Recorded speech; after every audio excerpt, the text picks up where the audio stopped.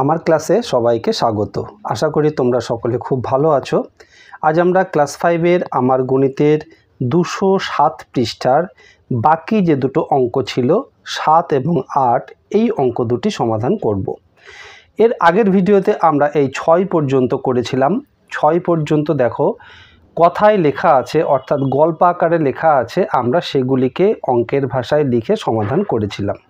7 এবং 8 এই দুটি অঙ্কে আমরা দেখতে পাচ্ছি গণিতের ভাষায় প্রকাশ করা আছে, আমাদেরকে গল্প লিখতে হবে, গল্প লিখে সমাধান করতে হবে।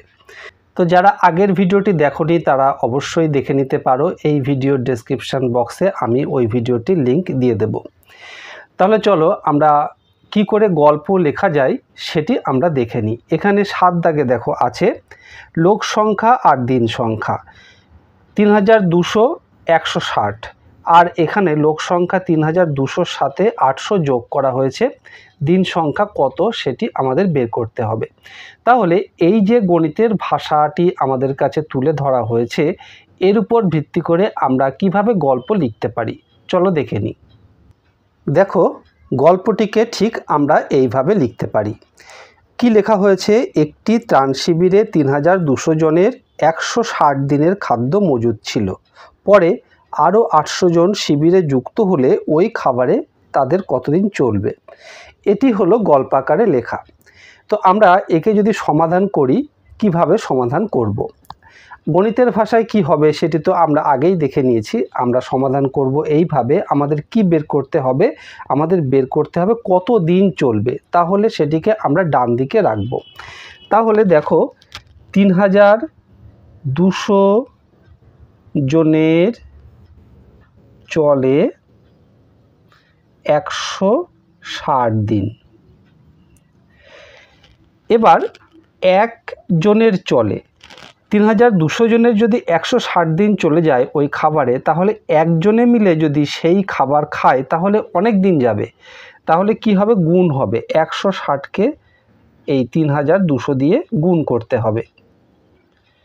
এখানে দেখো একটি কমলে আরেকটি বেড়ে যাচ্ছে, লোক সংখ্যা কমে গেলে দিন সংখ্যা বেড়ে যাচ্ছে। তাহলে লোক সংখ্যার সঙ্গে দিন সংখ্যার কি সম্পর্ক আছে? বিপরীত সম্পর্ক আছে। এবার 800 জন যোগ হয়েছে, 3200 ছিল, আরও 800 জন যোগ হলো, তাহলে কি হবে? 3200 যোগ 800 সমান কত হবে? 4000। তাহলে 4000 জনের চলে, একজনের যতদিন চলবে, 4000 জনের তো অতদিন চলবে না, অনেক কম দিন চলবে, তাহলে ভাগ হবে।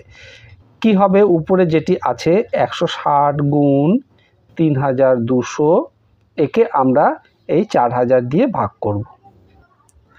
ভাগ করলে কত দাঁড়াচ্ছে দেখো, 0 0 0 0 কেটে দিলাম। এইবার থাকলো 40, 40-এর এই 0, 160-এর এই 0 কাটলাম।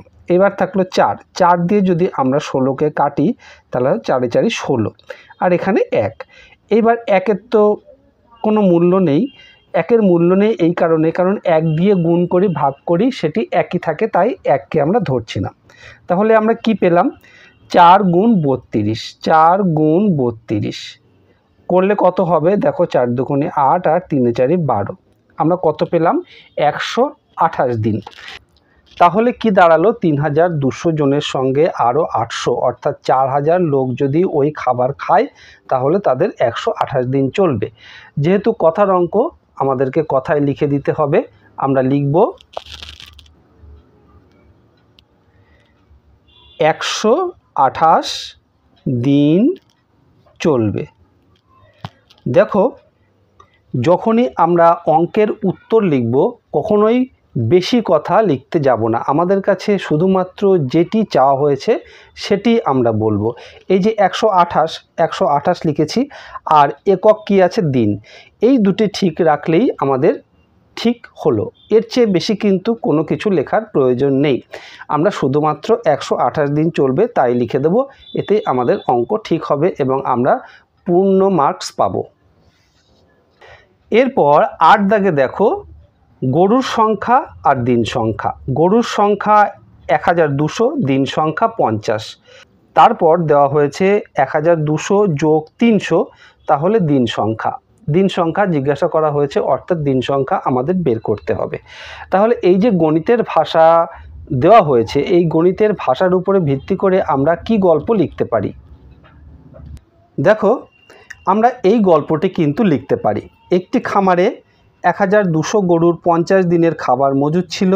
খামারে আরও 300 গরু আনা হলো। এখন ওই খাবারে কতদিন চলবে? আবার একটু ঘুরিয়েও কিন্তু লিখতে পারি। এই গল্প লেখার বিষয়টি সম্পূর্ণ আমাদের উপর নির্ভরশীল। আমরা যেমন মনে করব আমরা গল্পটিকে কিন্তু সেইভাবে গুছিয়ে লিখতে পারি। আর এক রকমভাবে কীভাবে লিখতে পারি চলো দেখে নিই। এই রকমভাবেও কিন্তু গল্পটিকে আমরা লিখতে পারি। 1200 গরু দিয়ে একটি বড় মাঠে চাষের কাজ 50 দিনে শেষ করা যায়, কিন্তু কাজটি তাড়াতাড়ি শেষ করার জন্য আরও 300 গরু আনা হলো। তাহলে ওই কাজটি কত দিনে শেষ হবে? দেখো, যেমন আমরা মনে করব আমাদের সুবিধা মতো, আমাদের ইচ্ছে মতো কিন্তু আমরা গল্পগুলো লিখে নিতে পারি। শুধুমাত্র গণিতের ভাষাটি ঠিক থাকলেই হলো। তাহলে চলো আমরা অঙ্কটি করি। এই অঙ্কটি যদি করি তাহলে কি হবে? 1200টি গরু দিয়ে করা যায় 50 দিনে। তাহলে একটি গরু দিয়ে করা যায় কত দিনে?